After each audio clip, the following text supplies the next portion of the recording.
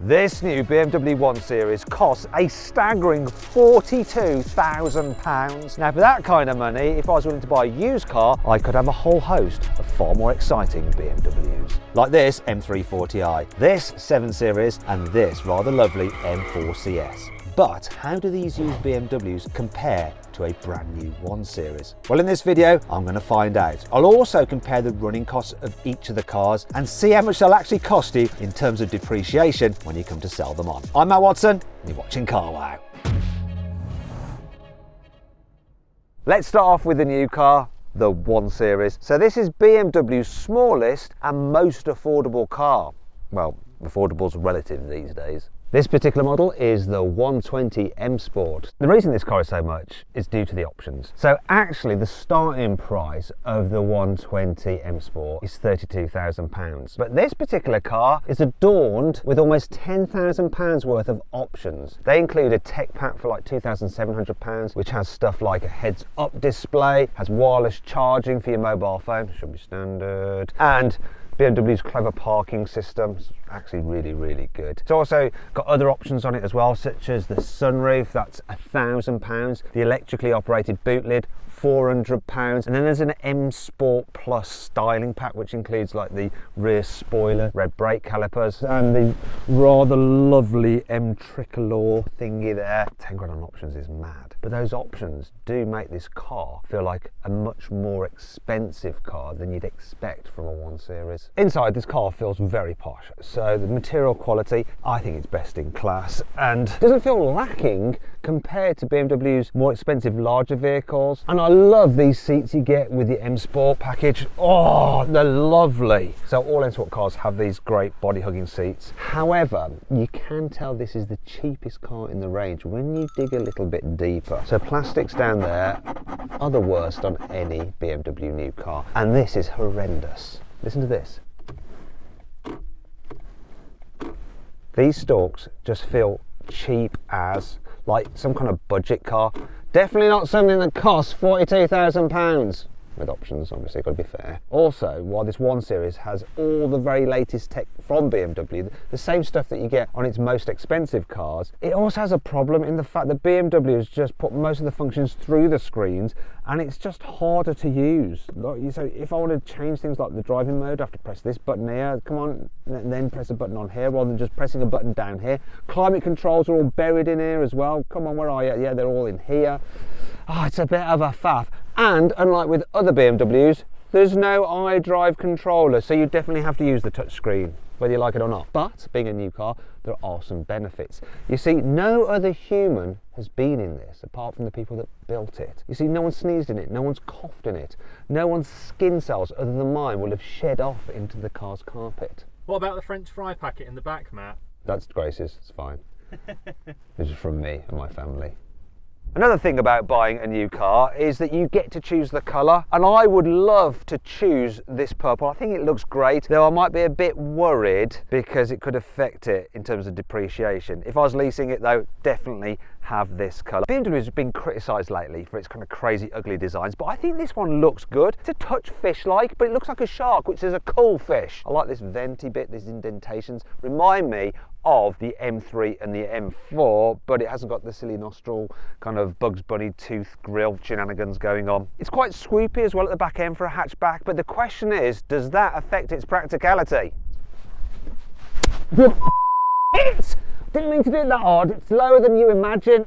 Oh, I do it every time I get in, and I just wanted to illustrate it, but then I actually whacked it harder because I didn't go down. Anyway, this is quite low, and you can feel that this is BMW's smallest car. So yes, there is a trade-off for that sloping roofline in the fact that you might twat your head when you're getting into it. In terms of headspace once you're in, ow, it is quite tight. Knee room, it's okay. Once again, you can tell it's BMW's smallest car, but adults can fit in the back, and it's reasonably comfortable. But while it's okay for adults back here, is there enough room for everybody's stuff in the boot? So you've got 380 litres. Actually, do you know what? I'm just going to get some money's worth out of my 400 quid optional electrically powered tailgate. So, won't take long. No, that's enough. Just have to do that every time I open the boot. So 380 litres, well it would be if I had the high performance M135 version of this car, but because this is a mild hybrid, this 1.5 litre, this underfloor storage here is limited to this space because I think there's some battery shenanigans going on under there. Yeah, so you only have 300 litres of space. Still okay, look, useful, square shape. But it's not huge, is it? I'll tell you what, I'm trying to see. Right, I'm going to record a piece to camera now, and I just want to turn the aircon down, but I'm having to piss about in this screen. Fan cannot be deactivated in an automatic program. Imagine I'm driving. Auto off. Auto off. No, just be off. Why is it on auto? Off. There we go, finally. Now, if it's your car, you get used to that, so you know what buttons to press, right? But still. Can I just go off? BMW isn't known as the ultimate practicality machine, is it? It's known as the ultimate driving machine. So let's get on with some driving with this car. This particular model, the 20, is powered by a 1.5 litre engine. Makes no sense, does it, really? But it's a 3-cylinder turbo, puts out 170 horsepower and 280 newton meters of torque, driving the front wheels in this version via 7-speed automatic gearbox. Supposed to do 0 to 60 in 7.8 seconds. Let's find out exactly what it does. Don't think it's got launch control, but let's try it. I don't turn the stability off. My modes. I freaking hate all this. Button press, then on here. Right, then it. Let's go into driving dynamics. Let's go into Sport Plus. Right, let's see if that'll give us launch control. No launch control. Automatic hold, deactivated, vibrate. Anyway, let's do it. Oh, a little bit of wheel spin. Feels pretty fruity for a 1.5, and the gear changes are sporty, like boom, boom, and the time is good, 7 seconds. You know, 1.5, 3-cylinder, it's probably as quick as you really need. You're going to need the 2 litre. Probably not. I've got to say, for a small car, this thing has a big car feel about it. It's reasonably quiet, you just get a bit of wind flutter from there, but tyre noise isn't too bad. If you're wondering what that beeping sound is, it's the speed limit warning. It thinks I'm supposed to be doing 20 here, but this is a closed road. I can do whatever speed I like. That is one thing with these new cars. The blooming annoying safety systems, which are mandatory now, and a bit of a faff to turn off. All the beeps and the bongs. That's one reason why it might be better going for an older car. Anyhow, it feels planted as well. Part of that is due to the suspension. So it's got a sporty setup. This being the M Sport, has the M Sport suspension on it. It makes the car stay nice and flat for the bends. In fact, it feels like a hot hatch to drive, to tell you the truth, the way it handles. Steering's precise. It's very predictable the way it goes around a corner. It's a lot of fun. The brakes are good. There's enough punch from the engine to pull you out the bends. Obviously, if it's a bit slippery, being front wheel drive, it might struggle for traction when you put your foot down out of a turn, but you could always have the 130i because that then is 4-wheel drive.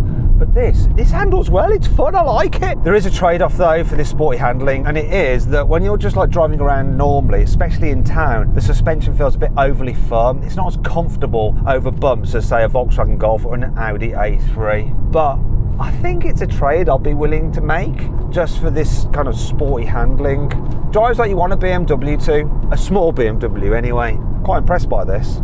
I've actually finished filming now, but I'm going to continue on this route because it's fun. Tell you what might not be so fun though, the depreciation. It's always bad on a new car. I wonder what it's like on one of these. Well, we'll come to the depreciation on each of the cars we're going to feature in this video at the end, so you'll be able to see exactly how much you're likely to lose if you buy one of them. Oh dear.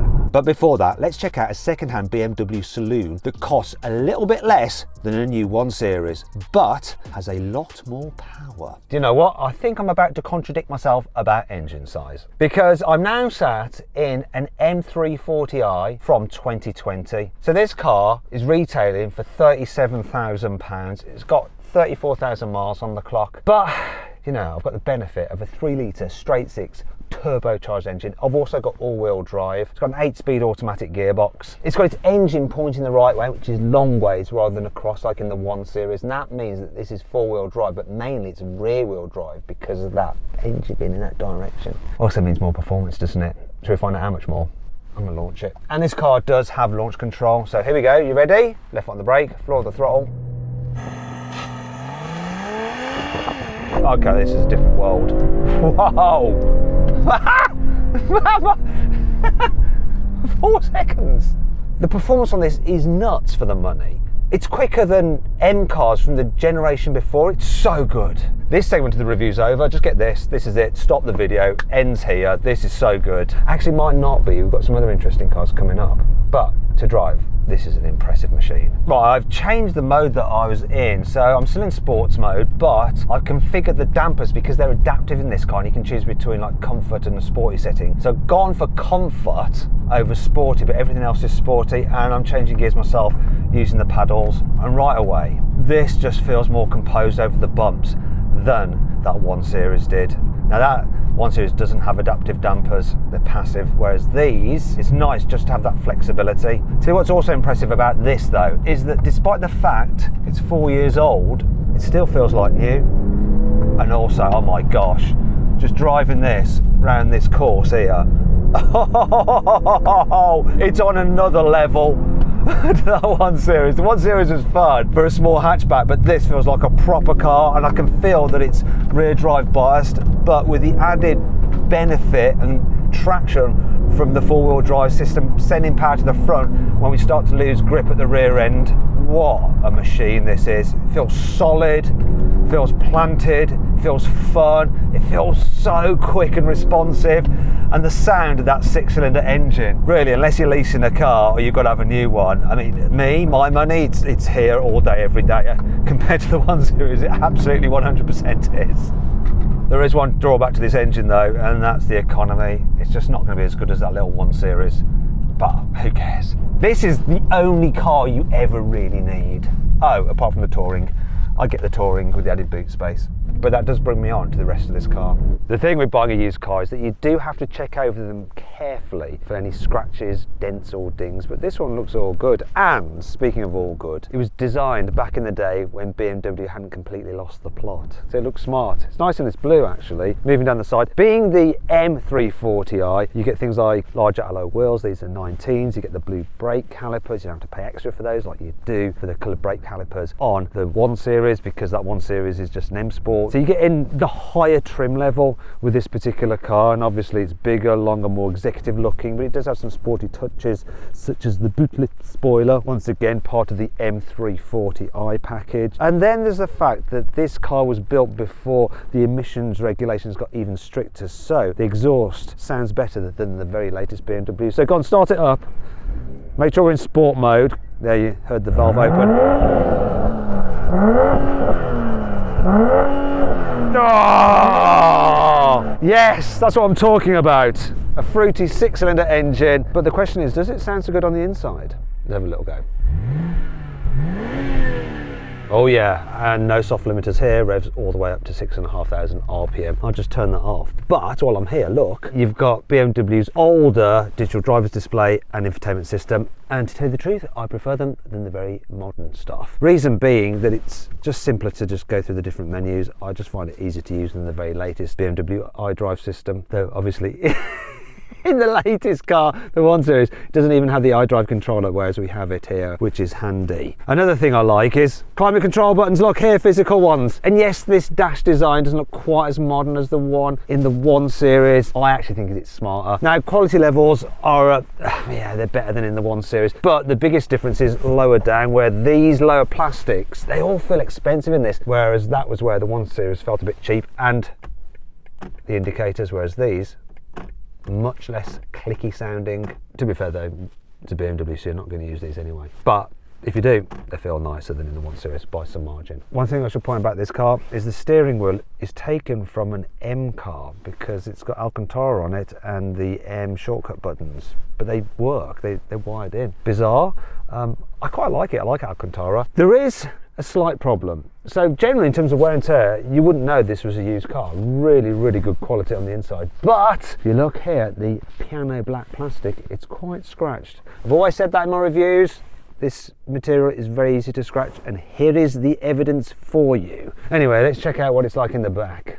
As you can see, there's plenty of room. Decent knee room, headroom, yeah, noticeably better than in the 1 Series. Downside is that you can't spec the car exactly as you want it, because it's a used vehicle, so you have to shop around for the exterior or interior colours that suit you. I like this cream. I'll be going for this for sure.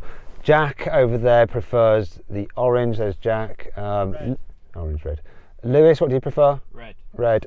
They're going to find it hard to find a used version with a red interior because not many people spec those. That's the issue when you're buying used, but you do get more car for your money and more boot space. So here we have 480 litres of space. You can fit loads more stuff in there than you can the 1 Series, though obviously it's not as practical with this saloon boot opening, though of course you can get a touring version with the estate body. So I love the look of those, but some people might want a car that looks a bit sportier than either that or this saloon. So how's about this then? So admittedly, we're a bit down on boot space, 440 litres, but do you know what you're getting here? A coupe, which looks sporty. And this is seriously sporty, this car, as evidenced by these exhaust pipes. They're actually aftermarket exhaust pipes, but this is the key thing here. M4 CS. So this car is from 2018. It's done 38,000 miles. It's up for £42,000, so the exact same price as that 1 Series with all the options. And it's a proper full fat M car. Yeah, it's got all the M car trinkets, like, oh, lovely alloy wheels. We've got carbon ceramic brakes. Obviously a coupe, no rear door, so less practical. We'll find out what it's like on the inside, but you've got carbon fibre add-ons, extra M bits and pieces about the place, carbon fibre bits at the front. They're an aftermarket add-on, as are these bits around the grille. So they're not standard on the normal M4 CS. This bonnet is though, and it's unique to the normal M4 with this kind of cool vent in it. Anyway, let's see what this car's like on the inside. Oh my god, this car feels so special. So all the CS loveliness, such as this Alcantara bit on the dash, Alcantara here, carbon fibre bits here, carbon fibre door cards, and look, the door pulls with the M tricolor. There are no door bins though. So it's not the most practical, but I can forgive it because it just feels so lovely. Love this Alcantara steering wheel, and this is the official one for this car. It's quite interesting looking at the old dials, the analog dials. I prefer them. Then there's the infotainment system. So it's the generation before the one in the 340i. I think I prefer it than the very latest cars, but not over the one in the M340i, because that had Apple CarPlay and Android Auto. This I don't think has either. Definitely not Android Auto. Also, some of this feels a bit old-fashioned, but in terms of quality and like how it looks, it's worn well. Doesn't feel like a used car. Quite impressed. There is a problem with this car though, and it's all down to that coupe shape. It's the back seats. I mean, here in the front, it's lovely, these buckets. Absolutely incredible. Alcantara, leather, body hugging. They feel so nice, but they're not so nice for the people behind. All right, let's do it. So first of all, you have lost practicality. Just right from the get-go, just getting in and out. Oh, shut up. I hate the way it does that. It's such a BMW noise. There we go. You get this out your way. So, bit of a faff getting past these seats, but actually because they're quite thin, knee room is all right. You can actually move them a bit like this, look. Well, I thought you could. Doesn't seem to work. Oh no, it's fair. Why is this not working? I shouldn't have shut the door, should I? Oh, there we go. Idiot. Oh, it's so that you can't do it when the driver's sat there and annoy them when they're driving and squish them right up to the steering wheel. Anyway, being a coupe, headroom's tighter, knee room's tighter than the M340i. Other than that, it would be comfortable, but these buckets are slammed quite low, so you can't quite get your feet under them as much as you'd like. Even though it is a larger car than the 1 Series, it is less practical in the back seats, especially as there's no door bins or anything like that. But I do love the way the carbon fibre just all extends this way. I don't love the BMW's constant chiming though. It's a familiar noise, that. But before I find out just how special this car feels to drive, I need to do something first. Now, one of the problems with this car, which is also one of the benefits and what you're paying for, is that it comes on Michelin Pilot Sport Cup 2 tyres, which are great when they're hot, but for like daily driving, when you're first driving off in the car as well, they provide no grip at all, especially if it's wet. So I'm going to do a 0 to 60 test on this car, but I have to warm up the tyres a little bit first. So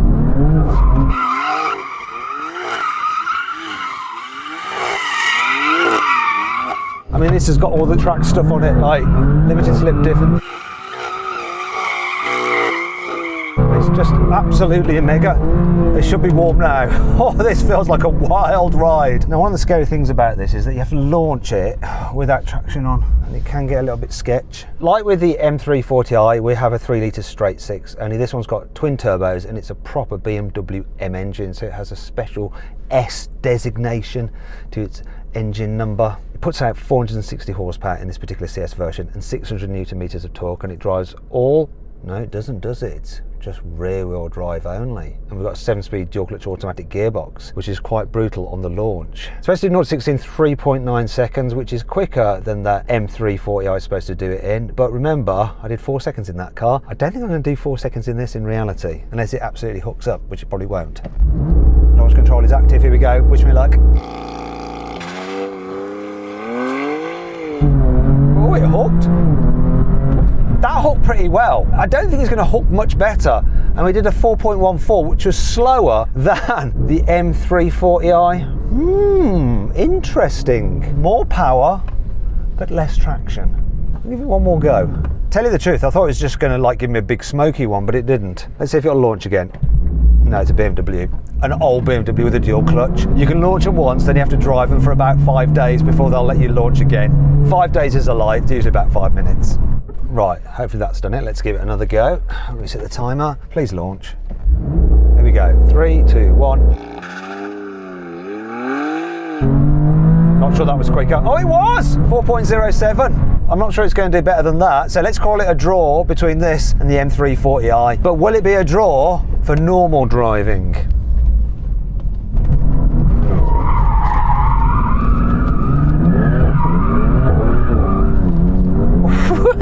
Can you do normal driving in this? Let's calm down. Traction on. Let's go into just auto mode, because this is what it's going to be like when you're dailying. Right, let's come out of sport for the engine, into efficient. The gearbox is actually pretty good in auto mode. It's not quite as smooth, I don't think, as the one in the M340i, because that is a torque converter, a traditional automatic. This is a dual clutcher, so it's got more of a racy element to it, but it's still good. Actually, I realised why it wasn't so smooth. I still had the gearbox in aggressive mode. I'm just going to turn it down into smooth mode. It's good in auto, and it's better in manual than the M340i. Even though that's good, this dual clutcher is just like bang, bang, so sporty. So sporty, in fact, I'm just going to get back into using it. Because M4 CS, of course you're going to. Let's get our blooming efficient mode. Let's go for Sport Plus again for the engine. Right, I'm going to keep traction control on though. But oh my gosh, now this is going. This feels noticeably quicker than the M340i once you're not traction limited. Whoa, what a thing. The front end feels sharper and the engine's madder and the noise is crazier. This car feels lighter. It's rawer though, noisier in terms of road noise, wind noise. I can't really hear the wind because there's so much like engine exhaust and road noise. But you know what? I'm actually getting around here slower than I did in the M340. I really am. On track, I'll be quicker in this, but on a road that's slippery and I'm not sure what's coming the other way, I'm not as fast in this, I'm just not. It feels wilder, it's more of an experience, but I think for my passengers, it'd be more of an experience in a negative way. I mean, it's a bit damp, so I'm being careful, but I can just sense that this car is more likely to bite me. Actually, now I'm going to spend a bit more time in it. Oh, I really like it. Oh, yes, yes, yes, yes, yes. This is so, so good. Oh, it's so involving. Do you know what? If it was my money, this is probably where it would go. But if it's my family's money, it's a bit of a harder sell. I'll tell you what's more family friendly. This X4 M40i. It's a practical SUV, but with the added benefit of being coupe-like. It looks all right, but to tell you the truth, if you go for an SUV, you may as well do it properly. Go for the more boxy standard X3. It's just more practical. First of all, oh my God, who spec'd this interior? Dracula? I mean, look at it. That's the trouble with going used.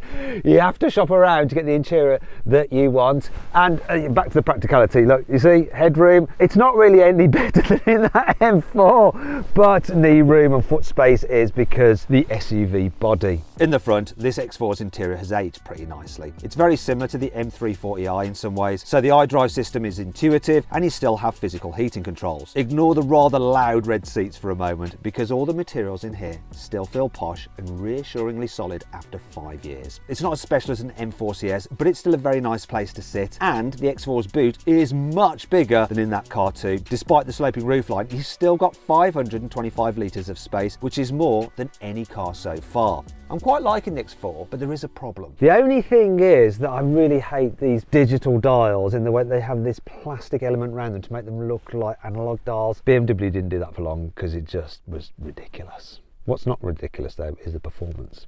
Let's check out 0 to 60 on this big bad boy.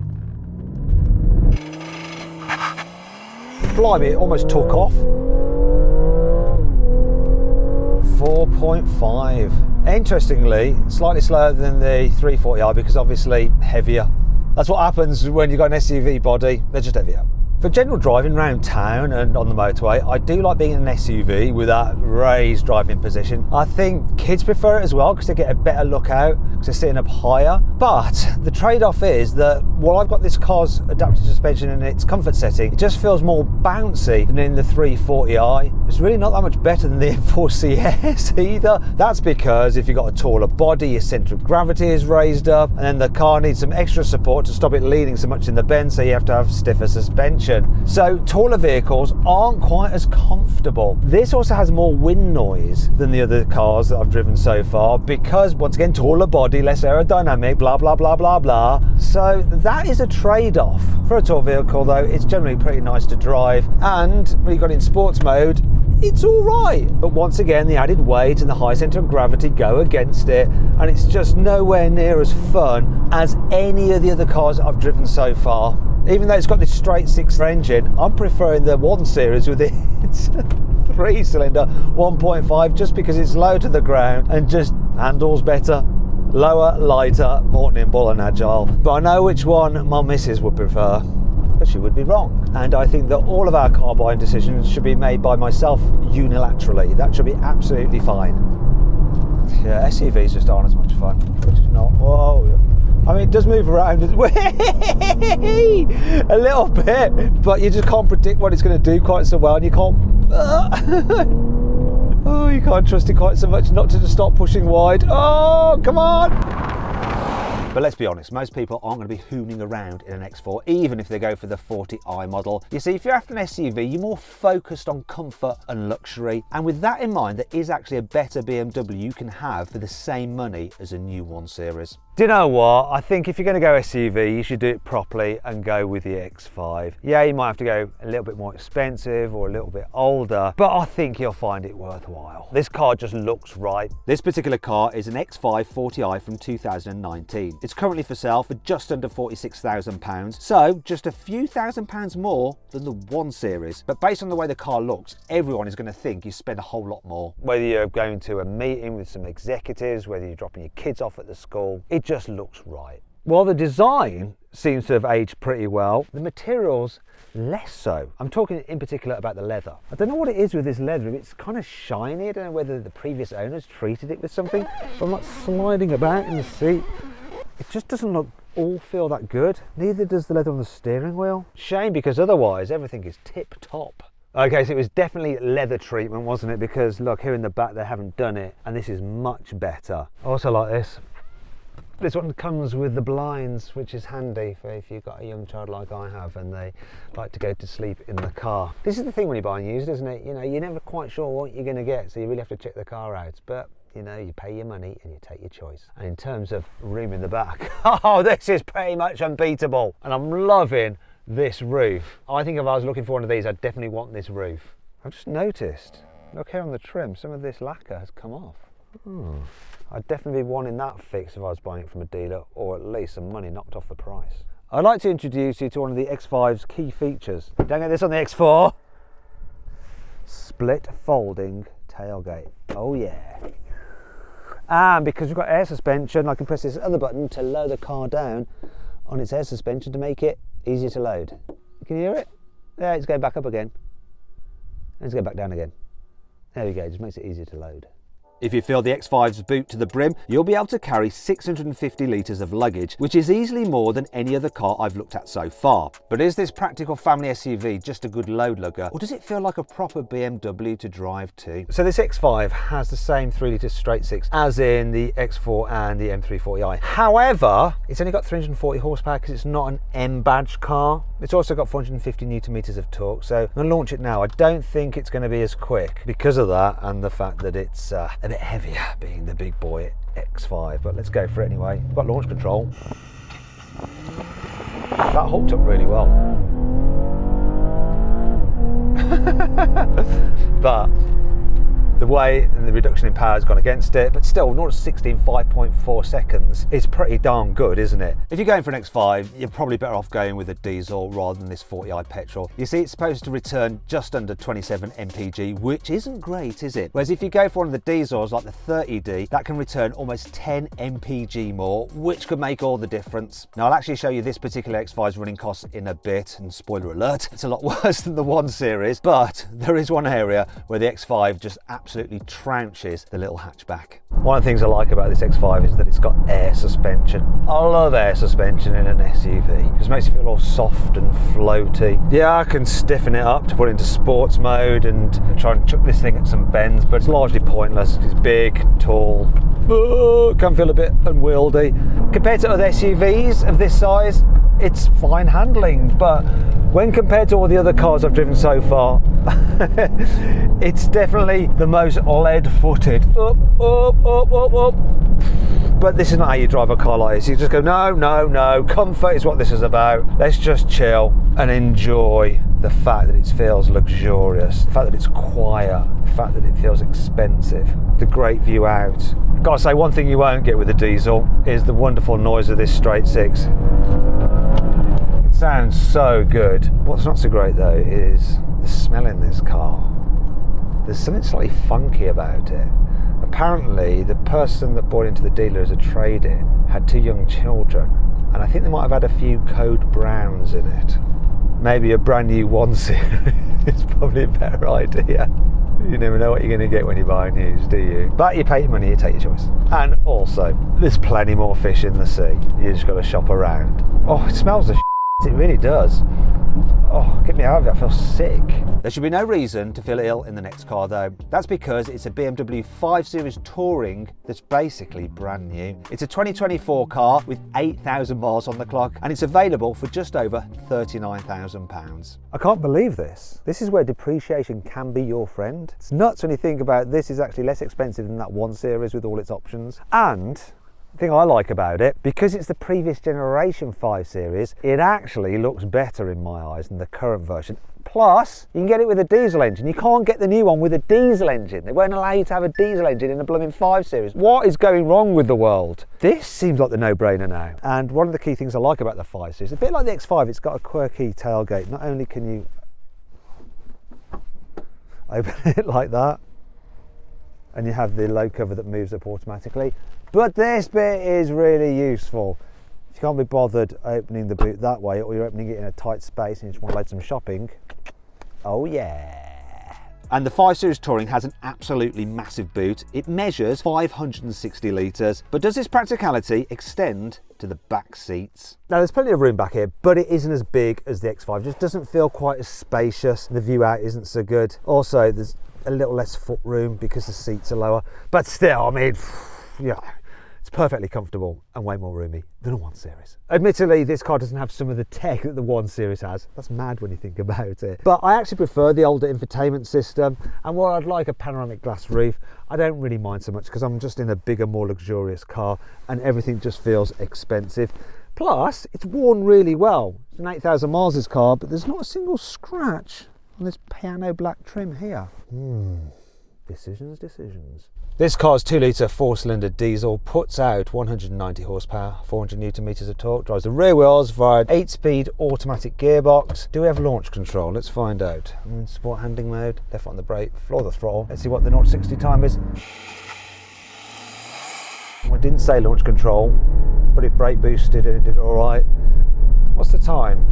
6.7 seconds. Quicker than the 1 Series. 1 Series has less power, but it is lighter. It goes to show you diesels aren't slow, are they? It's mad that they dropped this engine from the 5 Series range. Not gonna lie, a diesel engine doesn't sound anywhere near as good as a petrol engine, and when you're like stationary and it's like ticking over, you can feel the vibration, so it's not as refined or as luxurious feeling. But you can't fault it for in-gear punch, and that suits this kind of car. It really does. I'll tell you what suits this kind of car: adaptive suspension. Fortunately, this one hasn't got it, and that's what happens when you get a more affordable 5 Series. But it's not terrible. It's more comfortable than the 1 Series, but the cars with adaptive suspension do just feel a little bit better over the bumps. In terms of the handling, it's all very predictable, relaxing, better handling than the SUVs because obviously you've got a lower centre of gravity, but the diesel engine just lacks the spark. I do think that the 1 Series is a little bit more playful and fun though to drive, even though that is front wheel drive and this is rear wheel drive. But in terms of quietness, yeah, this 5 Series is better than the 1 Series. But then it should be, shouldn't it?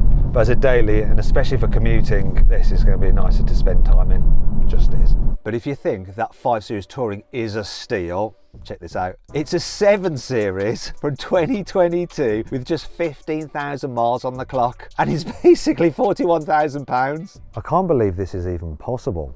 I can even forgive it of this grille. Oh, I feel sorry for the 1 Series. Look at this as well. Ooh, and oh, luxury soft close. This isn't the only car that has that. The X5 had it as well.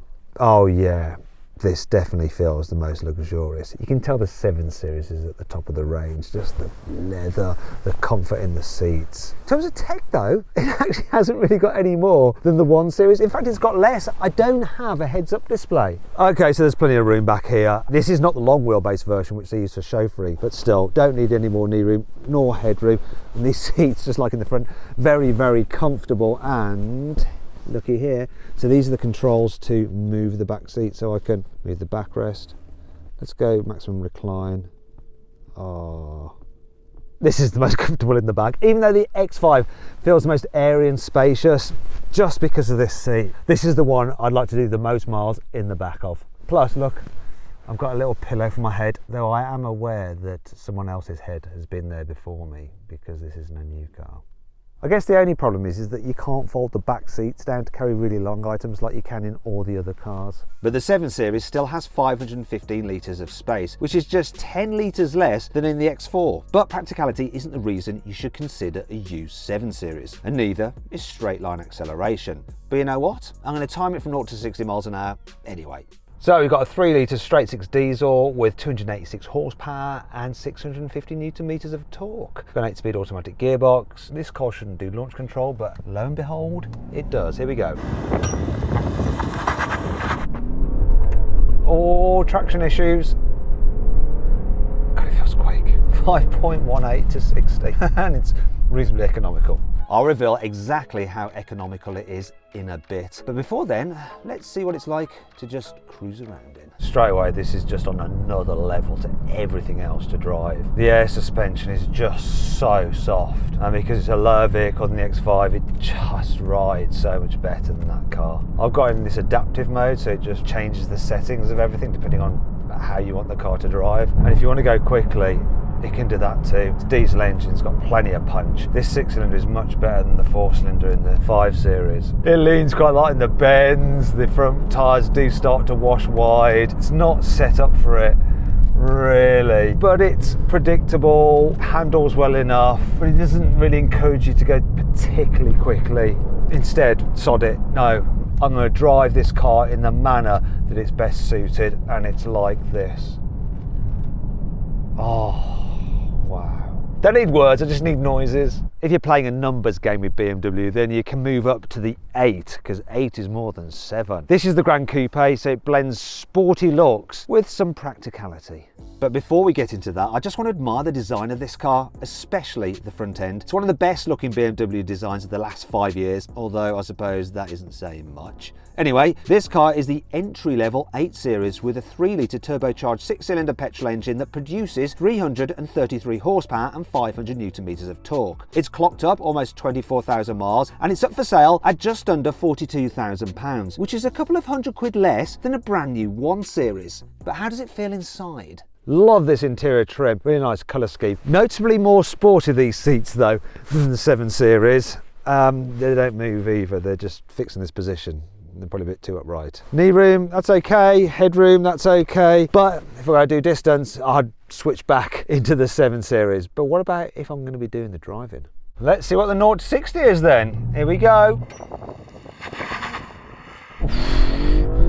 Bit jerky. Oh, sounds quite fruity. 5.2, that was interesting. terms of comfort levels, this is good, but after that 7 Series, it just feels a little bit overly busy. It does have a sportier edge to it, so I'm actually going to put the suspension into sport now. And you know, the trade-off is it does handle better than the 7 Series. It feels more precise, more responsive, less roly-poly, less barge-like, more playful. Still quite a heavy car, but there's more fun to be had with this. Not as much fun as some of the other cars I've driven today, but still, it definitely has a sporty feel to it. So it blends those two worlds pretty well. Whoa, and it likes to step out too. Yeah, I'm not sure if you're buying this for family duties. Your family's going to appreciate that kind of thing though. But will I appreciate the seats in this big GT Cruiser? After all, the car is only a few years old, so the cabin still feels pretty modern. It comes with one of the latest iterations of BMW's previous infotainment system, which works well and still leaves you with some handy physical buttons. And the centre console design is unlike any other BMW, so it feels sportier than in the 7 Series. Do you know what? I like the look of the more sporty vibe than the 7 Series, but I prefer the seats, once again, in the 7 Series. They're just a bit more comfy than these more body-hugging ones here in the 8. I also prefer the boot you get in the 7 Series too, because this 8 Series only has 440 litres of space. Still, it's not exactly cramped, especially compared with the 1 Series 300 litre load bay. But how will my last car compare? Just look at this. This is something special. This is a BMW i8. It's a roadster from 2018 with just over 21,000 miles on the clock, and it's up for sale at just under £58,000, which, yeah, I know is considerably more than the 1 Series. However, you can buy second-hand i8 coupes with slightly higher mileage for the same price as the new 1 Series. And that's pretty incredible when you consider that this car was BMW's high-end flagship. It's a mid-engined hybrid sports car with a carbon fibre chassis. Can't say any of that about the 1 Series. But how well has the interior of this i8 aged? After all, it's one of the oldest cars here. Without doubt, this is the car that feels the most special to sit in, especially because of these crazy, crazy doors. It doesn't feel like it's aged. It feels the most modern inside in terms of the visuals. It's worn really, really well. It's mad to think that you could have one of these or a new 1 Series. Sure, the i8's infotainment is starting to feel pretty old, and the graphics aren't anywhere near as sharp as the ones you get in the new 1 Series. A lot of interior trim in the i8 is made from eco-friendly materials, so it doesn't feel quite as posh as the 7 Series. However, it's still leaps and bounds ahead of the new 1 Series. And the i8 isn't as impractical as the shape might suggest, because coupe versions came with 2 extra seats in the back, although these are only big enough for kids. There isn't a great deal of storage, however. The Roadster can only muster 188 litres of luggage space. And it's not like there's a huge engine taking up loads of space, because the i8 only has a 1.5 litre 3-cylinder turbocharged petrol engine from a Mini. This produces 231 horsepower and 320 newton meters of torque, so it's a good thing you also get an electric motor to boost total power to 374 horsepower and 570 newton meters. So what sort of performance does the car deliver? Ryan, let's do a 0 to 60. Ooh, sounds good, but how quick is it? It's alright. Looks like a supercar, doesn't quite go like one. Do you know what? When you're driving, it feels quicker than when you're launching it because of the punch from the electric motor and the hybrid system. And because it's low to the ground and set up sporty, it handles really well. Doesn't feel quite as like as the M4 CS, but it is good. And I think it's easily quick enough for the road. It's a lot of fun. Then of course what I can do is go into comfort mode, press the E-drive button. Now I'm driving on electric power alone and it's silent. It's got a dual personality, this car. In terms of comfort levels though, and like cruising ability, it can't match things like the 7 Series. The suspension's a bit on the firm side, but it really does feel like a truly special vehicle. And I've got a feeling that it's going to hold its value, and these kind of things could even go up over time. Yeah, there's no practicality, there's no back seats or anything like that. While I may love it, I don't think you're cross-shopping this with the 1 Series. Some of the other ones, yeah, this, not so much. It's more just a point of what you could have for the same money, and I'm blown away that you can get an i8 for the same money as a brand new version of the baby of the BMW range. Whenever you're buying a car, you need to consider the costs. So there's 2 elements to that. First of all, there's the running costs. So what we've done is worked out exactly how much each of these cars will cost you to run over a 3-year period based on 8,000 miles a year. And we've taken into account fuel costs, insurance, maintenance, tyre wear, and warranty. So the 1 Series comes with a 3-year warranty. So for every other car, we've added in the cost of BMW approved used car warranty to take them up to 3 years. When you look at all those costs, this is how the cars rank. Pause the video if you want to just go through the table. Now, when you're buying a car, there's not only running costs you have to think about, you have to think about depreciation. So that's the difference between the price you pay for the car new and what you'll get for it when you sell it. And that matters a lot because that is one of the big costs of ownership. So what I've done now is created a table which ranks the cars in terms of their cost of depreciation. Finally then, what we need to do is combine the running costs with the depreciation to get a total overall cost of having one of these cars for 3 years. And this is the final table.